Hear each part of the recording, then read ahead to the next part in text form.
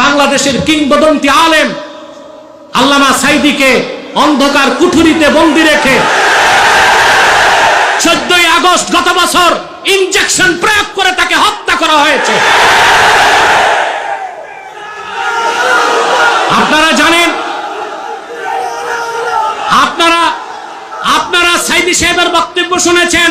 Parade ময়দানে তিনি কাদিয়ানী কাফেরদের বিরুদ্ধে সবচেয়ে বলিষ্ঠ কণ্ঠে বক্তব্য দিতেন, শোনেন নাই?